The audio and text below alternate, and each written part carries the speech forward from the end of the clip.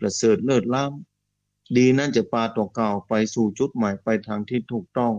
และดีงามญาติโยมศรัทธาสาธุชนท่านผู้ฟังแต่ละพื้นที่ที่ฟังรายการธรรมะอยู่ก็ให้ดำเนินวิถีชีวิตและก็ให้พิจารณาเวลาที่หลงเหลืออยู่นี้จะใช้จะได้ก็เวลาที่เหลือนี้ให้มีค่าที่สุดในชีวิตประจำวันของเราแต่ละคนแต่ละท่านนำพาชีวิตตัวเก่าด้วยกับการข้ามเวลาไปเรื่อยๆจากวันเป็นเดือนจากเดือนเป็นปีเนี่ยศรัทธาสาธุชนท่านผู้ฟังมาบัดนี้วันนี้วันที่9แล้วเดือนพฤษภาคม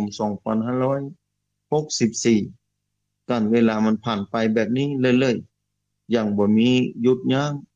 จะผ่านไปเรื่อยๆจนถึงบ่มีไผมากำหนดกฎเกณฑ์เต้าอันเต้าอีการเวลามันจะหมุนไปแบบนี้ตลอดแต่อายุการเวลาของมนุษย์แต่ละคนนั้นมันบ่เท่ากันศรัทธาสาธุชนท่านผู้ฟังเมื่ออายุการเวลาที่ได้มาของชีวิตนั้นบ่เท่ากันแต่เวลาแต่ละวันนั้นได้เท่ากันหมดเวลาแต่ละวันได้เท่ากันที่จะใช้วันหนึ่งแต่การใช้เวลาวันหนึ่งนั้นของแต่ละชีวิตอาจจะต่างกันด้วยคุณค่าด้วยความหมายคุณค่าด้วยความหมายคุณค่าด้วยความหมายนั่นคือวันหนึ่งเราทำคุณค่ากับชีวิตหรือสร้างความดีอันอย่างไว้พ้องทำอันอย่างพ้องที่เป็นประโยชน์กับตัวเราและผู้อื่นอันนั้นจะทรงคุณค่าอันนั้นจะทรงประกอบด้วยความหมาย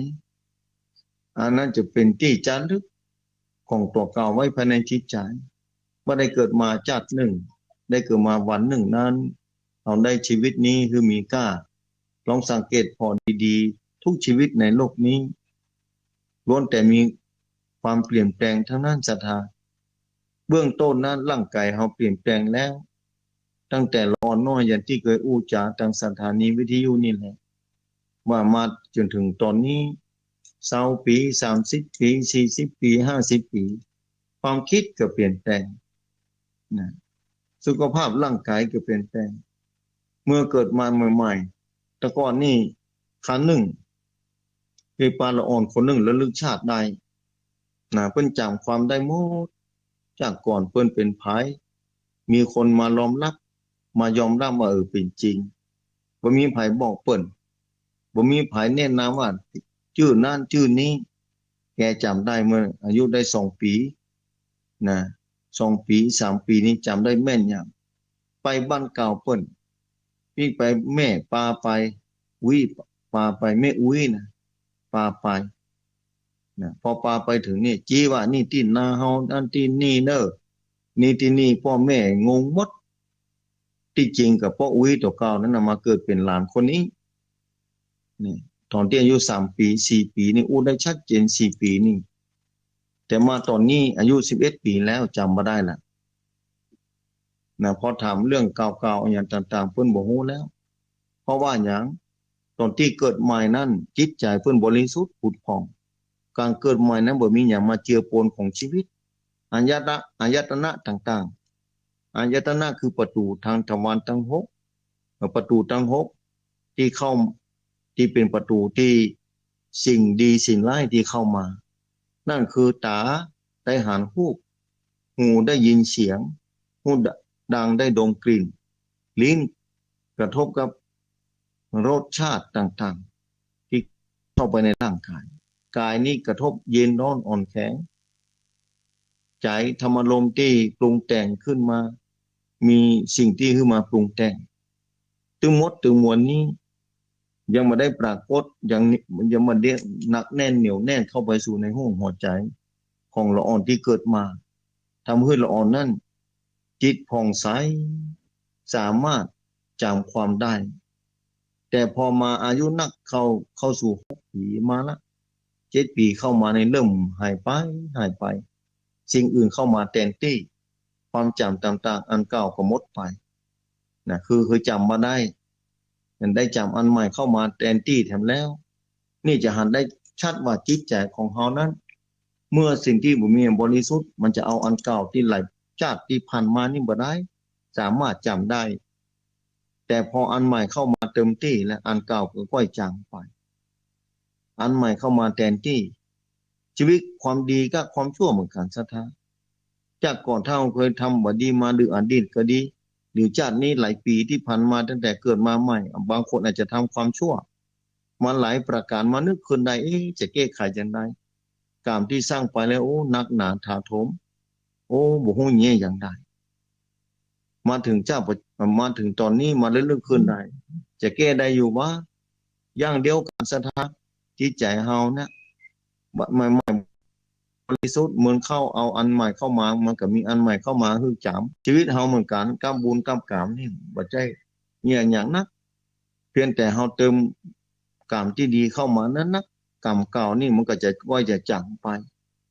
อย่างกันละออนที่เคยบอกว่าแล้วลึกชาติได้มาปี2 ปีถึง4 ปีเนี่ยโอ้ชัดเจนนะแล้วลึกชาติจำคนนั้นได้คนนี้ได้ใครบ่เคยบอกแม่บ่เคยสอนนะแต่บอกว่าอันนี้เป็นนั่นคนนั้นเป็นนี่ในที่สุดมา6-7 ปีเข้ามาจำว่าค่อยได้แล้วเพราะว่าสิ่งใหม่ได้เข้ามาแทนที่ในประตูที่เข้ามาสู่ร่างกายเข้ามาสู่จิตใจของตัวเก่านั้นเปลี่ยนแปลงไปเนี่ยศรัทธาสาธุชนคนเฮาก็เหมือนกันศรัทธาถ้าเราต้องการความดีมันต้องนึกถึงอดีตที่ผ่านไปแล้วที่ได้ทำบ่ดีไว้หลายคนวันนั้นโทรมาถามว่าสิ่งที่บ่ดีที่ได้ทำไปแล้วจะแย่อย่างไรท่านอาจารย์บอกว่าต้องไปแย่อย่างไอ้ที่ทำที่ทำไปแล้วคือมันกับผ่านไปก็การเวลาเสียนี่แต่เขามาทำอันใหม่อย่างกับว่าน้ำในแก้วน้ำก็ดีในกะละมังในภาชนะน่ะมีเกลืออยู่หลายเม็ดนะมีเกลืออยู่คนดังก้นแก้วนะแต่ถ้าใส่น้ำน้อยเดียวเนี่ยลองกินเข้าไปมันก็รู้สึกเค็มนะสัตว์แต่ถ้าเติมน้ำไปนั้นนักเติมไปเติมวันนะละลายยศเติมลงไปในภาชนะหรือในแก้วน้ำเกลือมี2-4-5 เม็ดเอาเติมลงน้ำไปดิติ๊กนักเข้านักเข้านักเข้าเพิ่มเข้าดิติ๊กเกลือที่เคยมีรสเค็มอยู่ในแก้วในน้ำนั้นน่ะมันเริ่มจางลงไปพอจิ้มหอดน้ำตอนมาใหม่มีน้ำน้อยเดียวนี่อย่ามาเค็มอย่ามามีรสเค็มแต่ตอนนี้น้ำเพิ่มขึ้นแล้วเกลือไม่ได้หายไปไหนศรัทธาเกลืออยู่ที่หั่นแหล้วแต่ว่าน้ำมันเพิ่มขึ้นนักเมื่อน้ำเพิ่มขึ้นนักเกลือนั้นไม่สามารถจะทรงความเค็มไปทั่วได้ทำเมื่อน้ำนั้นได้จางลงไปคนสามารถกินได้สามารถบรรลุรสชาติของเกลือตันที่เกลือมีอยู่ในนั้นนะชีวิตของเฮาเหมือนกันศรัทธาบางคนอาจจะทำความบดีมาไว้นะหลายภพหลายชาติอดีตที่ถอยหลังไปเฮาไม่สามารถจะถอยหลังไปได้แต่แน่นอนเลยถึงดีถึงบดีที่เคยสั่งสมกันมาไว้แต่เมื่อมาเจอพระรัตนตรัยมาเจอพระแก้วเจ้าต่างสามประการมาเจอคำสอนของพระสัมมาสัมพุทธเจ้าในยุคปัจจุบันนี้ในชาตินี้ได้มาปะเพิ่นก็บอกว่าคือทำความดีละเว้นความชั่วทำจิตใจคือผ่องใสเนี่ยเป็นหัวใจแท้ๆของพระพุทธศาสนาศรัทธาเพราะฉะนั้นเมื่อสิ่งที่ไม่ดีมันผ่านไปเราก็ละไปเสียเนี่ยเราจะทำเวลานี้ที่เหลือนี่คือมีค่าที่สุดด้วยการทำความดีด้วยกายวาจาใจด้วยการฮือตานรักษาศีลภาวนาเนี่ยศรัทธาสาธุชนทั้งผู้ฟังไอ้ที่บดีมันก็เหมือนกับเกลือที่เกมศรัทธามันเกลือเหมือนกับเกลือที่เกมแต่เฮาเติมความดีลงไปเหมือนกับว่าเติมน้ำลงไปในแก้วน้ำนั้นทีนี้เกลือมีบ่กี่เม็ดนะแต่พอเติมน้ำเข้าไปติ๊กนะน้ำที่อยู่ในแก้วนั้นมันบ่มีรสเค็มคือได้ความรู้สึกแล้วเพราะฉะนั้นความดีที่ศรัทธาควรทำความดีทุกอย่างรอศรัทธาอยู่ทุกชีวิตในโลกนี้ความดีรอมีคือทำทุกคนจะต้องพยายามนะสร้างความดีกับตัวเก่าไว้ทำความดีต่อไปอย่างบ่หยุดยั้งศรัทธาทำไปเถอะแม้ว่าโรคภัยไข้เจ็บจะเข้ามาเบียดเบียนผู้คนจะได้ก็บ่ต้องย่อท้อศรัทธาทำไปทำปัจจุบันนี้ให้ดีที่สุดเท่าที่จะทำได้ความพยายามมีที่ไหนความสำเร็จมีที่หานศรัทธาสาธุชนทั้งผู้ฟังทุกท่านที่ฟังรายการอยู่ บางคนอาจจะเหลือชีวิตบ่มวนแล้วยิ่งอายุนักเท่าใดเวลาก็เหลือน้อยลงไปเท่าอันแต่ถึงแม้จะเหลือน้อยเท่าใดนะยิ่งเฮาเพิ่มมีกล้าเวลานั้นก็จะมีกล้าเพิ่มขึ้นกับตัวเก่าทุกวี่ทุกวันจะเพิ่มขึ้นจะได้บางคนก็ทำความดีมีโยมคนหนึ่งวันนั้นโทรมาจะทำอย่างได้ท่านอาจารย์แม่นี่เท่าแล้วนะอายุนะ70ปลายละจะ80แล้วเพิ่นว่าย่านกับแม่แล้วจะแม่ไปทำมันจะไปแยกการแยกงานช่วยคนอื่นสร้างความดีกำบ่ากำแพงกับบ่ใครมีแล้วบ่มีสักอย่างแล้วเวลานี้ยิ่งรู้ว่า70ปลายเหลือน้อยลงไปจะทำจะได้บ่โอ้ก็พอลมหายใจกับแม่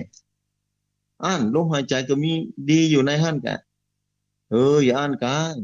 นะลมหายใจก็มีดีอยู่ในหั่นแล้วนั่นคือจิตจะได้สงบจิตบ่ได้คิดอกุศลบ่ได้คิดดีบ่ได้คิดชั่วถ้าจิตอยู่กับที่ถ้าจิตพอลมหายใจจะเป็นการเจริญอานาปานสตินั่นก็อยู่ในสติปัฏฐานสี่การภาวนาการเจริญสมถะวิปัสสนากรรมฐานอันนี้เราเจริญสติปัฏฐานสี่ญาติโยมศรัทธาสาธุชนท่านผู้ฟังเราก็กำหนดไปตามนั้นพอลมหายใจเข้าออกก่อนที่จะจากโลกนี้ไปในขณะเดียวกันศีลก็มีกายกรรมวจีกรรมมโนกรรมเราไม่ได้ไปทำร้ายผายจิตเราก็อยู่ที่ลมหายใจอยู่อันเนี้ยขึ้นชื่อว่านี่เมื่อเวลาจะน้อยร่างกายบ่าแห้งบ่ค่อยมีแล้วอ่อนล้าลงมาแล้วเรื่องสุขภาพร่างกายสังขารแทบจะบ่เอื้ออำนวยแล้วแต่ลมหายใจน่าเป็นเครื่องหมายของการทำความดีอย่างมีกล้ามหาศาลกับเวลาที่เหลืออยู่เนี่ยศรัทธาสาธุชนทั้งผู้ฟังทั้งหลายพยายามทำไปเถอะเนี่ยยิ่งตอนนี้โรคภัยไข้เจ็บเนี่ยระบาดไปทุกหย่อมย่าบัดต่างกับหาลงกินมนุษย์เมืองคนในประเทศไทยสมัยในหลังสงครามโลกครั้งที่สองนี่ได้ยินคนเฒ่าคนแก่ฟังท่านอาจารย์โรคหิวาตกโรคระบาดนี่โรคท้องร่วงเพิ่นว่าตายการเป็นเบื่อท่านอาจารย์ส่งพร้อมบ่ตานน่ะเป็นความทุกข์ยากของสมัยนั้นสมัยปัจจุบันนี้เหมือนกันสถานที่หันพอออกไปบ้านออกไปจองบ่ได้ต่างคนก็ต่างดูแลตัวเก่าอยู่กับที่ถ้าจองบางคนก็ไปด้วยความจำเป็นอยู่แต่ในที่สุดเนี่ยเฮาเข้าใจแบบนี้แต่เวลาคือมีค่าที่เวลาที่เหลืออยู่จะเพิ่มน้ำคือมันเกลือมันจังลงไปด้วยการดูลมหายใจด้วยการรักษาศีลนี่การรักษาศีลบ่ต้องไปที่ไหนอยู่กับที่นี่แหละร่างกายบ่เดินไปไหนศีลก็บริสุทธิ์อยู่แล้วเพราะเราไม่ได้เดินไปที่ไหนเที่ยวไปต่างใดเนี่ยศรัทธาสาธุชนท่านผู้ฟังเพราะฉะนั้นเราทำกับดอกเก่านี่แหละวันคืนก็จะหมดไปเท่าใดก็ตามพยายามสร้างไว้เถอะอันอย่างที่ดีทำไปบางคนอาจจะปลูกพักปลูกไม้บอกว่าได้พักได้ไม้เพื่อจะสร้างบารมีกันต่อเก่าบ่ได้ขายก็เอื้อเฟื้อเผื่อแผ่ต่อคนอื่นไปบางคนอาจจะเก็บพันเก็บนี่ไปฮื้อบ้านเหนือพี่น้องบ้านเหนือพี่น้องบ้านใต้ไผใครกินพักกินไปนี่เจือจานกันไปจะเป็นบุญเป็นฐานะบารมีเนี่ยศรัทธาสาธุชนท่านผู้ฟังโอกาสเราจะทำความดีหลากหลายประการเพราะนั้นศรัทธาที่จะทำความดีคือกับตัวเก่าคือสร้างบารมีคือกับตัวเก่าบารมีก็คือคุณงามความดีนั่นแหละญาติโยมศรัทธาสาธุชนท่านผู้ฟังคุณงามความดีเนี่ยใครก็ต้องการแต่คนอื่นทำแทนกันบ่ได้จะต้องทำกับตัวเก่าอย่างเฮาหิวข้าวนี่คนอื่นก็กินแทนเฮาบ่ได้จะต้องกินด้วยตัวเก่าแท้ๆใครบ่สามารถจะทำแทนเฮาได้ความดีเราจะต้องทำด้วยตัวเก่าด้วยจิตด้วยกายด้วยวาจาด้วยใจกายวาจาใจนี้เราจะต้องทำด้วยตัวเก่าเรื่องคุณงามความดีบุญกุศลได้ก็ทำในโลกนี้มันจะต้องเพิ่มคุณค่าชีวิตกับการทำความดีศรัทธาถ้าเราได้ทำความดีแล้วความจุ่มใจก็เกิดขึ้นเราได้ทำบุญทำกุศลแล้วความสบายใจความโล่งใจความปลอดโปร่งใจก็เกิดขึ้น ด้วยศรัทธาอันแรงกล้าที่จะทำความดีเพื่อเกิดขึ้นกับตัวเขาและผู้อื่นบุญก็ย่อมจะโดยมาเป็นแน่แท้จะโยมศรัทธาสาธุชนท่านผู้ฟังที่ฟังหลายขาดในพื้นที่ต่างๆนั้นคิดว่าหลายคนอาจจะภาวะพะวงก็ความเป็นอยู่ตอนนี้เมื่อใดโรคภัยไข้เจ็บจะหายโรคที่มาอาละวาดคนปัจจุบันตอนนี้โรคที่ระบาดอยู่ตอนนี้มีไปทุกหย่อมย่าก็ทุกคนก็ต้องรักษาศีลทุกคนก็ดูแลกายวาจาใจด้วยการฮึดตันรักษาศีลและภาวนามีเท่านั้นศรัทธาที่จะค้ำจูงอุดหนุนเติมเต็มคือศรัทธามีความสุขได้บางคนอาจจะทำความชั่วบางคนอยากก็คือว่าคนนั้นเพิ่นบ่สวดมนต์เพิ่นยังอยู่ดีมีสุขหาอันนี้ก็บุญเก่าของเพิ่นเคยบอกแล้วว่าบุญเก่าเนี่ยถ้าส่งคนมาฮื้อเนี่ยคนนั้นก็ต้องได้รับได้ใจกรรมดีได้บุญกุศลที่อุดหนุนเตือนแต้มแม้กระทั่งปัจจุบันนี้จะทำความชั่วทำสิ่งที่บ่ดีบ่น่าต่อสายตาของผู้คนในโลกนี้จึงว่าหัวฟ้ากลัวอย่างสักอย่างแต่ในที่สุดเมื่อบุญของเปิ้นที่อุดหนุนเข้ามาเติมแต้มคือชีวิตนี้ปลอดภัยเนี่ยเมื่อบุญเหล่านี้ค่อยจางลงไปสิ่งที่บ่ดีที่ตัวเขาได้ทำในอดีตสิ่งที่บ่ดีที่ทำในปัจจุบันนี้ในชาติปัจจุบันนี้มันก็ก้อยเพิ่มขึ้นมาอย่างก็เกลือที่อยู่ในก้นแก้วนั้นนะเมื่อน้ำลงไปนักเข้าความกระจ่างลงไปความดีที่คนที่ได้รับนึกว่าความชั่วบ่ส่งผลบ่เกี่ยวกับบุญกับบาปทำความดีทำความชั่วบ่เกี่ยวกันเพราะว่าตัวเก่าบ่เชื่อเพราะตัวเก่าบ่เคยพบปะปัญหาต่างๆได้รับแต่กระแสบุญที่ตัวเก่าเคยสั่งสมมาไว้หลายภพหลายชาติมาส่งผลคือชาตินี้แต่ด้วยปัญญาบ่เพียงพอบ่สามารถจะรู้ถึงได้ว่าบุญกรรมมันเป็นอย่างไรทำให้ประมาทในชีวิตใช้ชีวิตไปวันๆหนึ่งก็กรรมประมาทก็สิ่งที่บ่ถูกต้องก็สิ่งที่บ่ดีงามใจไปเรื่อยๆชีวิตนี้จนวันหนึ่งคุณงามความดีตัวเก่าที่เคยสั่งสมเคยทำมาตลอดในชาติก่อนๆพ้นได้อ่อนกำลังลงมาแล้วส่งผลคือชาตินี้ได้อ่อนลงไปแล้วเอาแล้วทีนี้ความบ่ดีที่ทำปัจจุบันนี้ความบ่ดีในชาติก่อนเริ่มโผล่ออกมาส่งผลขึ้นแล้วจะทำให้ชีวิตของคนคนนั้นเริ่มติดขัดแล้วเริ่มมีอุปสรรคเริ่มมีปัญหาเริ่มเกิดความอัตคัดขัดสนเริ่มปรากฏขึ้นในเรือนร่างของตัวเก่าเพราะว่าสุขภาพร่างกายเครื่องอำนวยความสะดวกต่างๆก็ค่อยจางลงไปปรากฏแต่สิ่งที่ไม่ดีในชีวิตเกิดขึ้นแทนที่แถมแล้วก่อนหน้านั้นบ่เชื่อมีความสุขมีความสะดวกมีความสบายตลอดเวลาแต่เมื่อกรรมดีที่ได้ส่งผลให้ได้จางลงไปแล้วก็ค่อยจางลงไปเสร็จแล้วกรรมบดีที่ตัวเก่าทำไว้ในชาติก่อนกรรมบดีที่ส่งผลทำปัจจุบันนี้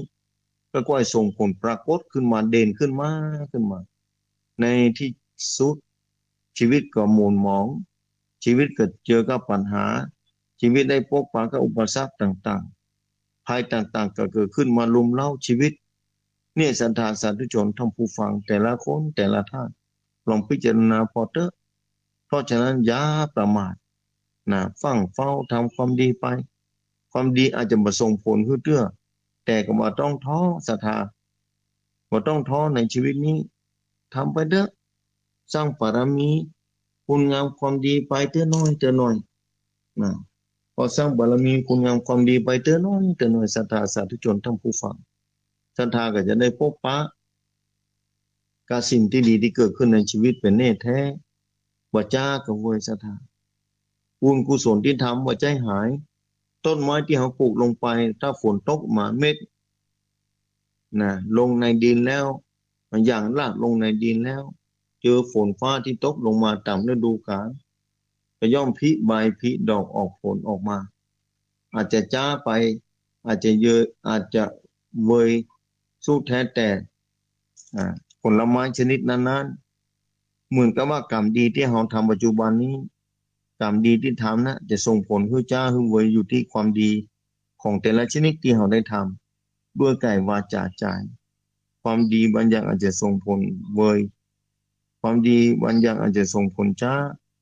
มันก็อยู่ที่คุณความดีที่ตัวก่อนได้ทำตัวในปัจจุบันนี้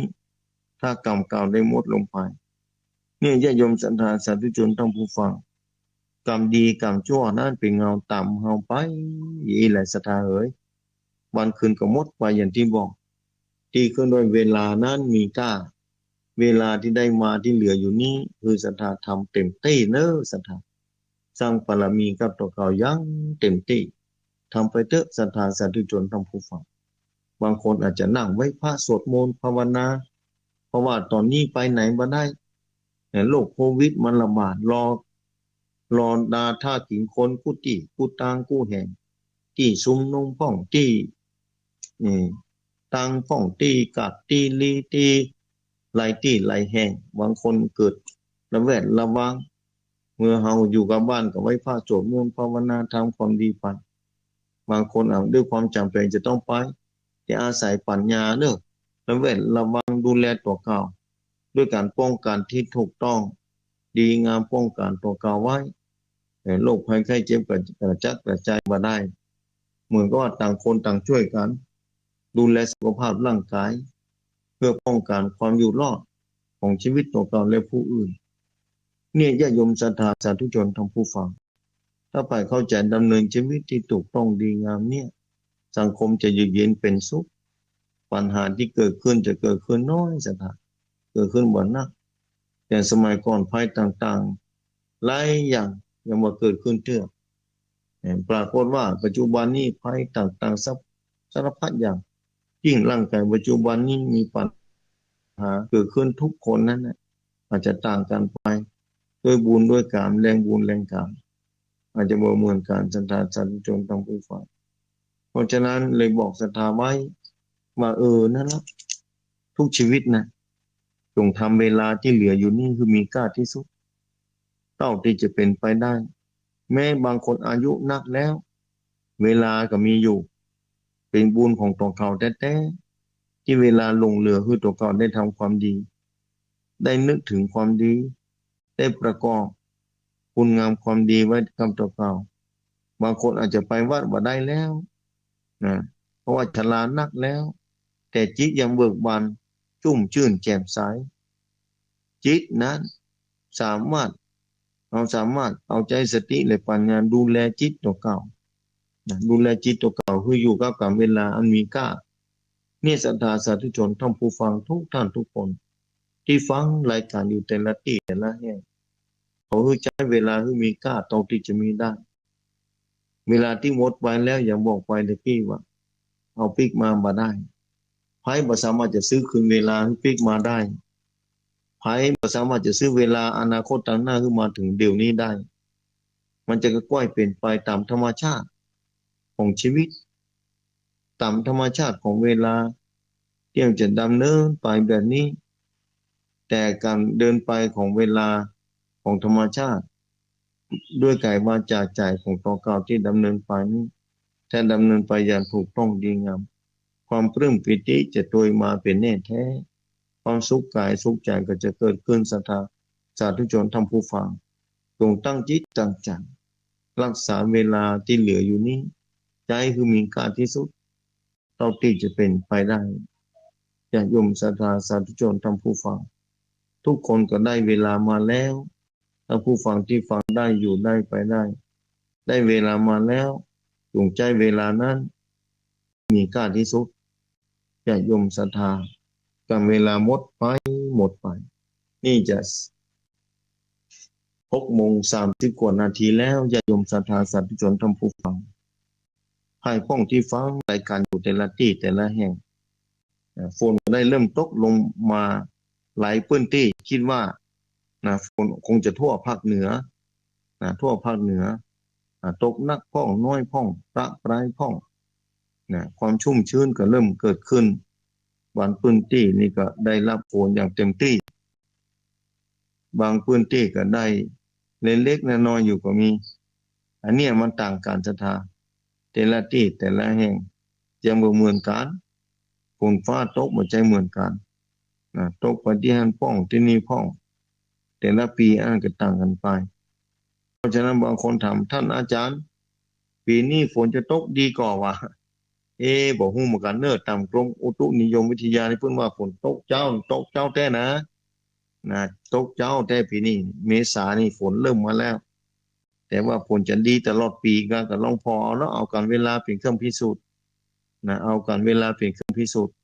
ว่าฝนจะดีแต่กะบ่ดีแต่กะก็แล้วแต่การเวลาพอไปอย่างปีที่ผ่านมานี่ก็น่าแก่เด้อฝนฟ้านี่โอ้ทำคือต้นไม้ต้นตอกในป่าในดงที่ได้ก็คือแห้งไปแห้งตายไปก็มีห้าปีหนึ่งโอ้ต้นไม้ยืนแห้งตายนักพอฝนบ่ค่อยตกลงมาแต่ปีนี้ฝนมาเจ้าถ้าปีนี้ฝนส่งผลคือไปตลอดรอดฝั่งนี่ก็น้ำแต่ละสายก็จะได้มีน้ำแม่น้ำปิงยังบ่นองบ่เต็มที่นะศรัทธาน้องยังบ่ถึงเครื่องภูมิพลยังบ่เต็มที่เด้อศรัทธาสาธุชนทั้งผู้ฟังกักเก็บน้ำเอาไว้ใจฤดูแล้งบางที่บางคนก็สร้างเขื่อนสร้างหยังไว้เนี่ยศรัทธาสาธุชนทั้งผู้ฟังเนาะเวลาพอไปเดี๋ยวสักกรรมจะเปิดสายมีธรรมะอยู่จำได้คงจะเอาไปตอบเมื่อค่ำเนาะศรัทธาเนาะเวลา20 ทุ่มจนถึง4 ทุ่มเมื่อคืนเราไม่ได้จดไว้มันเตือนจดไว้ไม่ได้เอาไปสักครั้งมีคนถามมาทางโทรศัพท์ถามปัญหาธรรมะง่ายๆก็มีธรรมะที่ละเอียดอ่อนก็มีหลายเรื่องหลายราวบางคนถามเรื่องบุญเรื่องกุศลเรื่องไปทำความดีเรื่องการภาวนาพุทโธพ่องว่าจะใจพุทโธดีก่อนจะหรือว่าจะพอก็ลมหายใจนี่อันนี้ก็คือฟังไปแล้ว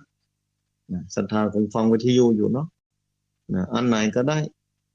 จะพอก็ลมหายใจก็ได้ญาโยมศรัทธาสัตยมเรื่องภาวนาเป็นสิ่งที่มีค่าต้องขอขอบคุณคนที่ทำเข้ามาเนาะเพื่อนสนใจด้านภาคปฏิบัติน่าอนุโมทนาเป็นอย่างยิ่งไม่ใช่จะทำได้ง่ายขั้นปฏิบัติธรรมนี่เป็นสิ่งที่ยากขึ้นไปแทนจากการรักษาศีลจากการทุตานการทุตานนี่ก็เป็นเบื้องต้นการรักษาศีลนี่จะเป็นท่ามกลางการภาวนาเป็นขั้นสุดท้ายมันจะยากขึ้นไปแทนโดยการต้องเอาจิตเอาใจไปจดจ่อกับสิ่งใดสิ่งหนึ่งอันนี้คือสมถะแต่ว่าโดยจิตใจเอาจิตใจไปพิจารณาว่ากูอย่างมันบ่เที่ยงมันบ่คงทนถาวรมันบ่อยู่กับที่มันเปลี่ยนแปลงตลอดเวลาบ่สามารถบังคับบัญชาได้ถ้าคนพิจารณาแบบนี้ยิ่งพิจารณาต่อกล่าวว่าบ่มันจะต้องตายทุกคนหนีบ่พ้นต้องตายแบบนี้ให้พิจารณาแบบนี้ชีวิตจะผ่องใสจิตใจจะโล่งโปร่งเพราะว่าเกิดการบ่ยึดมั่นถือมั่นสิ่งที่กำไว้แน่นก็ค่อยใครตัวลงมาเท่าน้อยในที่สุดก็ปล่อยไว้เป็นเพราะเป็นอย่างปล่อยวางไปเป็นอย่างไปอันนี้คนที่มีปัญญาเกิดขึ้นแล้วต้องเข้าใจแบบนี้ศรัทธาสาธุชนทั้งผู้ฟังแต่ละที่แต่ละแห่งที่ฟังทำมาอยู่ตอนนี้ก็จะเปิดสายคือศรัทธาเนาะใครที่ฟังอยู่โทรมาอู้จากันได้เมื่อข้ามมาก็ปากันในคำหนึ่งพร้อมรับคำถามปัญหาวันเรื่องถ้าจำขึ้นได้ก็จะอู้จาคือศรัทธาสาธุชนได้รับฟังในรายการธรรมะจากยอดดอยเวลา20 ทุ่มนี่ก็จะเปิดสายคือศรัทธาลงโทรเข้ามานะอู้จากันไปญาติโยมศรัทธาสาธุชนทั้งผู้ฟังใน08926249999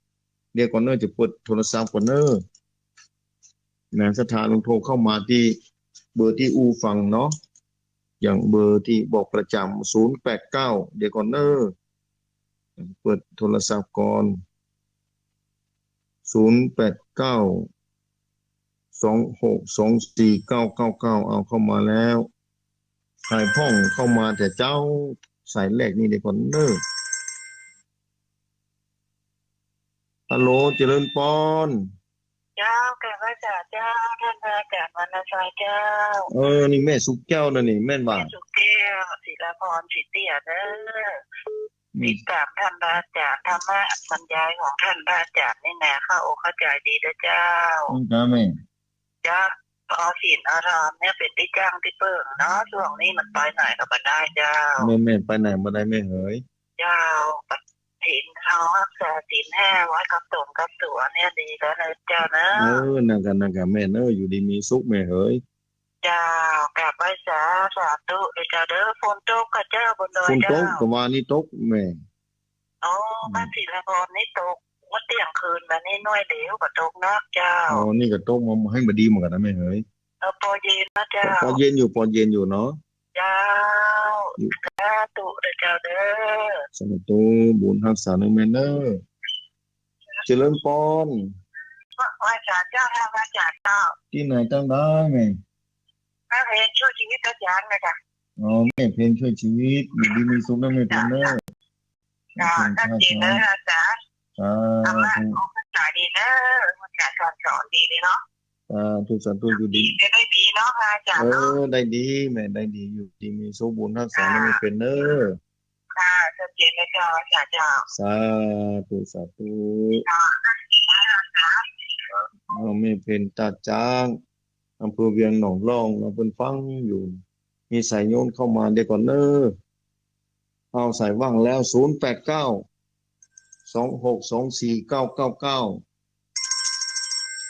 เอาใส่ต่อไป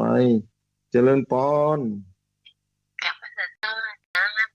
ที่ไหนจะฝนตกขนาดอาจารย์ฝนตกได้ว่าแม่ฝนตกได้ว่าแม่ฝนตกขึ้นตกอุ่นน้อยตกอยู่ชัดเจนนี่เจ้าอยู่ดีมีสมบูรณ์รักษาเนอเจ้าต่อมาสาธุเจริญปอนไหว้สาเจ้าจ้านี่อมรกะเจ้าแม่ฟังอยู่บนดอยเป็นยังไงฝนตกอยู่แต่ว่าตกมาน้อยไงก็เท่าตกน้อยเดียวเมื่อคืนก็ลงมาอยู่แหละเมื่อคืนว่าจะลงไปอยู่นะไม่ว่าฟังเหมือนกันนะแต่ไม่ได้โทรเมื่อคืนลงมาอยู่เนาะก็ไป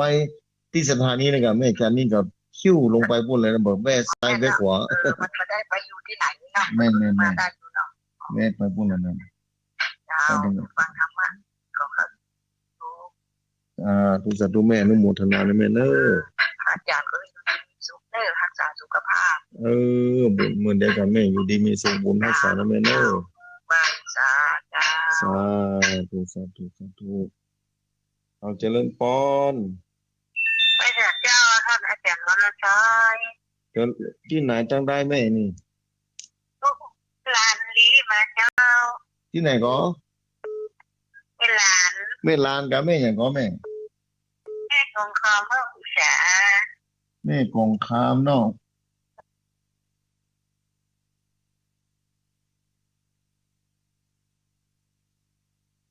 คามเพิ่มอุษาแม่ก็เจ้าก็โทรมาตอนเจ้านิดตอนแม่ลานผู้ฟังนั่งกับแม่เจ้าฟังกันเช่นไรกันนะแม่ไม่กองคามไม่กะแม่อย่างก็แม่ยวงคามไม่ยวงคามไม่ยวงคามเพิ่มอุษาเจ้าคุณดอยนี่ตกอยู่แม่ตกพ่อตกบนนั่งจะได้ตกมาให้ดีเนี่ยแม่เจ้าเดี๋ยวไปทำงานไม่ได้เนาะไปทางใดก็ไม่ได้นะแม่ต้องอยู่กับที่นี่แหละมันบอกเป็นกระจายทอดครับป่าวิทยุชุมชนคนงามลีแต่ได้มีโอกาสไปห้ามไปหอมเหมือนกันเนี่ยนี่ได้เหมือนเนี่ยนะมันจำเป็นมันแม่กันมาได้เนาะ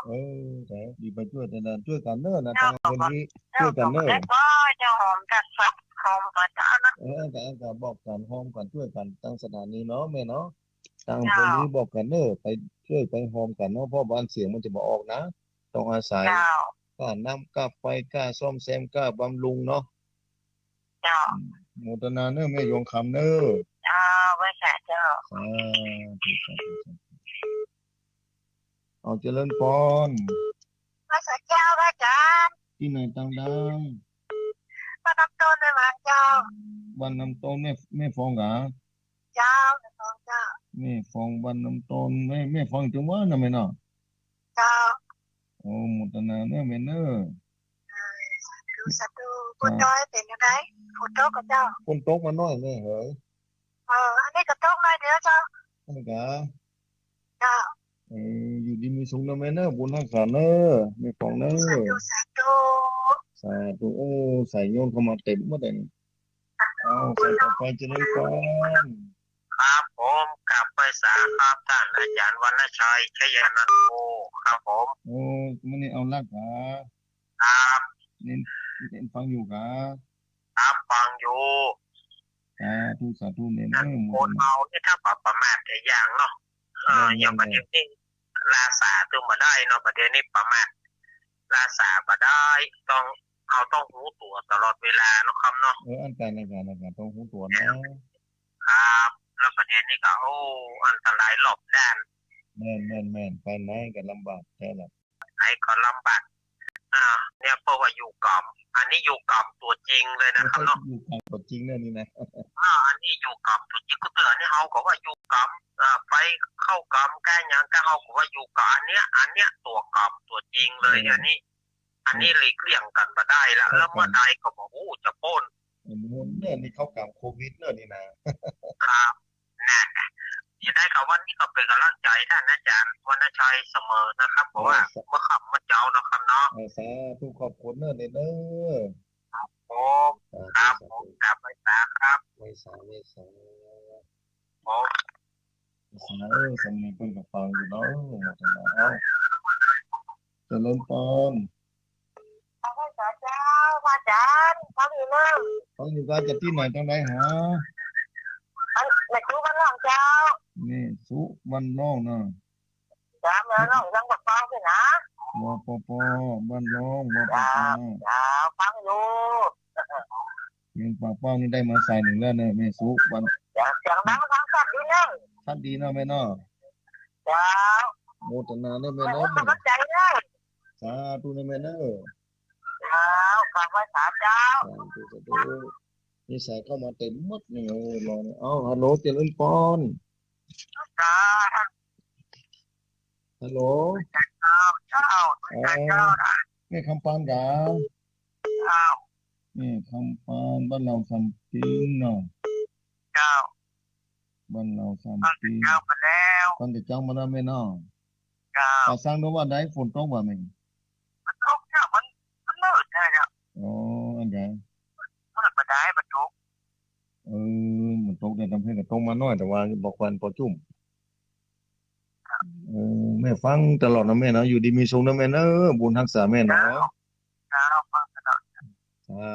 สาธุอยู่ดีมีสุขแม่มีสายเข้ามา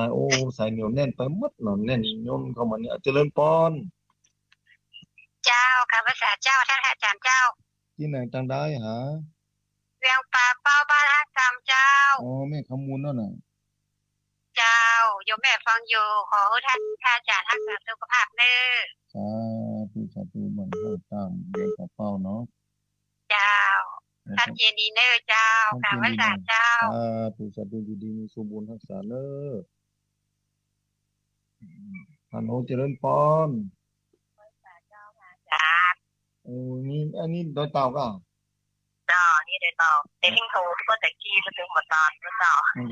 ไม่สายโดยเต่าเนื่อนี้อันพระอาจารย์ที่ว่าอันในก็อินเดียนั่นมีชีเปลือยอยู่กับเจ้าโฮปีที่แล้วมีอยู่ชีเปลือยมีนักอยู่ชีเปลือยมีนักอยู่ฟังย้อนหลังฟังย้อนหลังชีเปลือยมีนักอยู่แม่นี่เป็นร้อยถึงพันแม่เฮ้ยเพิ่นเปื่อยไข่ล่อนจ้อนเตียวไปอันน่ะตอนที่ไปก็ต้องไปหาเนื้อไปอินเดียก่อนเนาะแม่ฟังอยู่กันโดยเต่าเพิ่นก็ฟังกันอยู่เนาะแม่เนาะฟัง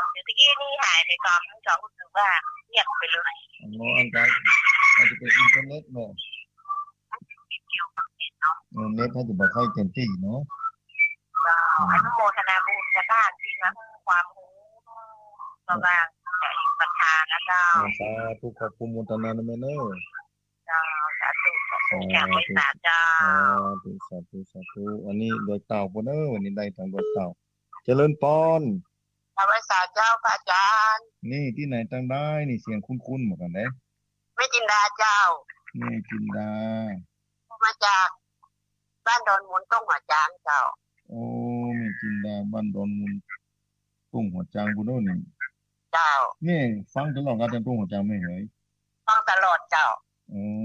ม พูดตั้งแต่เจ้าตั้งแต่สายที่สองละ นั่นกะ มันติดเจ้า ตั้งตุ้งหัวจางนี่ฟังทางอำเภอลีกันขึ้นที่ไหนแม่ ฟังที่อันเมืองลีเจ้าวิทยุชุมชนเจ้า อ๋อวิทยุชุมชนอำเภอลีเนาะ มีสถานีเดียวนะที่ได้ฟังอ่ะ โอ้ต้องขอบคุณทางสถานีชุมชนอำเภอลีเด้อเนาะ เจ้า เพิ่นจะทอดพระป่าเด้อแม่เนอะเพิ่นได้ยินว่าจะทอดพระป่านี่ เจ้าวันนี้จะฮื้ออันละอ่อนอันเอาสตางค์ไปทำเจ้า ดีแล้วแม่อนุโมทนาเนอะ เจ้าเจ้า สาธุเนาะ สาธุเจ้า สาธุสาธุนี่ตุ้งหัวจ้างเพิ่นก็ได้ฟังเนาะเอาเจริญพร กับบริษัทเจ้าท่านอาจารย์ ว่าได้ไม่บัวเขียวอำเภอลี เจ้าเอาทะเลวันศุกร์เราก็จะทอดผ้าป่าเจ้าของคนไปเนาะเพราะว่าเขาก่อนได้ไปเลยเจ้าหอมไปละ นั่นก็ เจ้า ดีแล้วเนี่ยช่วยกันเนาะจังนี้ช่วยกันเนาะไปให้ไปหอมเนาะ เจ้า ดีเดียวเองนะสาธุเนอะแม่เนอะ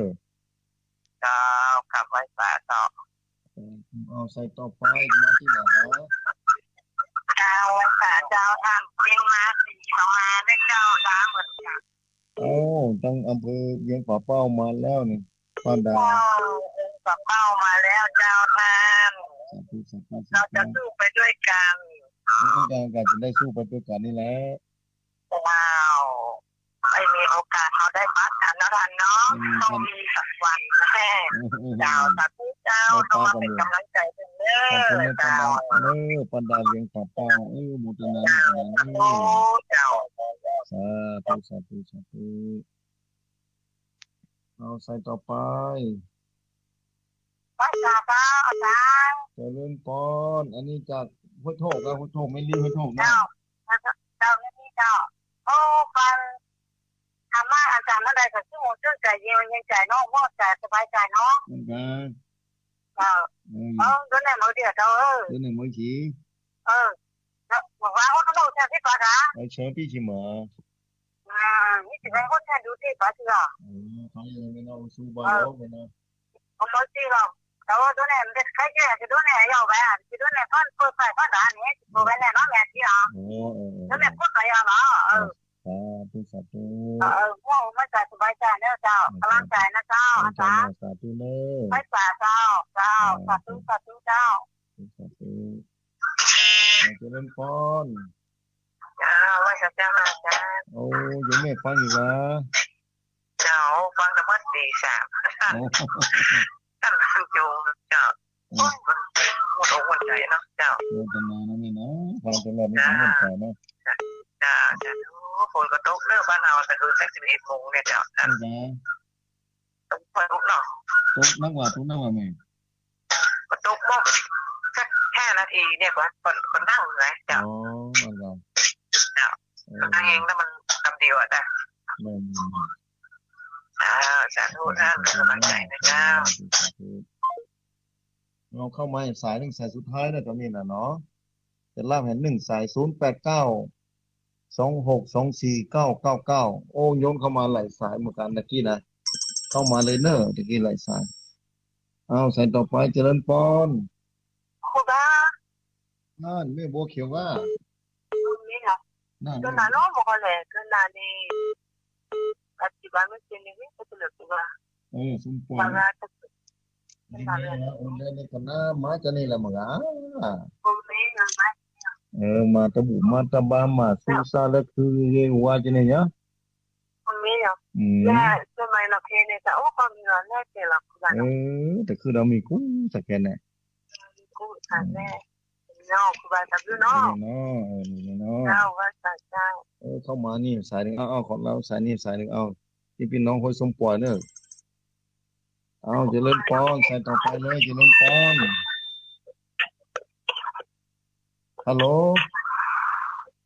เจริญพรติดแล้ว ดีอ่ะ ติดเลยเนาะปากกันย้อนนึงเดี๋ยวไปล้อ ไปเลยอ่ะแต่พอนาอันนั้นอ่ะเนี่ย วันนี้ปากกันย้อนนักเนอะกัลยาณิวัฒนาเมืองอันเอเทมูเนอะ สาธุสาธุ อยู่ดี เอาได้ชื่อใจอะไรหัวใจ สุขที่วัดจันทร์ชูเคล หัว คือ ที่ มา คือดำนาลี ชูเควัดจันทร์ให้กับ สับเรื่องเรื่องเขาได้เจสาธุ สาธุชู นี่ถือว่าสาธุ สาธุ เราเป็นคนละหัวที่เขาหน้าอีก ชูเคล สาธุ เอาติดตามมาเอาใส่เจริญพร ไปแก่เจ้าท่าน จับพอดีนี่ใส่สุดท้ายพอดีเลยเมื่อนี่นะ ไอ้แม่ล่าอยู่บงคามเจ้า ไม่อุ้ยล่ากะ เจ้า ได้พอดีไม่อุ้ยล่าเหย เอ้ยแม่ฟังก็แม่แต่เจ้าแล้วเด้อแม่ฟังเสียงหวาน อันกาแม่ เจ้าโทษถ้าตายแม่ก็ออมไปแล้วเด้อ โมทนาเนอะแม่เนอะ เจ้าขอท่านอยู่สุขสบายเด้อ สาธุโมทนาเนอะ ให้แม่สบายดีละ สมาดีแล้วเนาะแม่เนาะ เจ้า อยู่ดีมีสมบูรณ์ทั้งสารนะแม่เนอะ เจ้า อายุ แม่อู้อีกก็ยังหันแน่ท่านนะนะไอ้แม่หันแล้ว ไม่หานะเนาะบุญทั้งสารนะแม่เนอะ เจ้า อยู่ดีมีสมบูรณ์ทั้งสา เจ้าไว้ อยู่ดีมีสุขเนอะเวลาเนอะเวลาหมดลงไปแล้วเวลาเอ๋ยอยู่ดีมีสุขเนอะมีเวลาบ้านปวงคามได้โทรมาแต่ปวงคามพลีวันพวกนี้เปิ้นก็จะนี่เนอะเปิ้นก็จะนะทอดผ้าป่าที่สถานีวิทยุอำเภอลีสถานีวิทยุชุมชนพลีหน้าวัดพระธาตุท่าดวงเนาะญาติโยมศรัทธาแถวอำเภอลีหรือตรงหัวจ้างก็ดีใกล้ไก่บ้านหงก็ดีดอยเต่าก็ดีที่ใกล้หมู่นั้นฟังคลื่นนี้ก็น้อมเรียนเชิญเนาะไปร่วมทำบุญทอดผ้าป่าไปบ่ได้ก็ฝากให้หอมปลายเพื่อความดำเนินไปได้ของทางสถานีวิทยุค่าใช้จ่ายก็มีหลายประการด้วยกันโดยมีพ่อครูเสน่ห์จินาจารย์ได้เป็นผู้อำนวยการสถานีเป็นประธานสภาวัฒนธรรมอำเภอลีจะช่วยการดูแลพอปล่อยทางสถานีให้ญาติโยมศรัทธาได้รับฟังธรรมะจากครูบาอาจารย์แต่ละตนแต่ละองค์มาออกจากทางสถานีวิทยุมีโอกาสได้ฟังธรรมะกันดีเนาะน้อมเรียนเชิญเวลาได้หมดลงไปแล้วศรัทธาสาธุชนทั้งผู้ฟังทั้งหลายปากัน2 ทุ่มถึง4 ทุ่มเมื่อคืนนี้ถ้าเป็นโอกาสได้ฟ้าทรง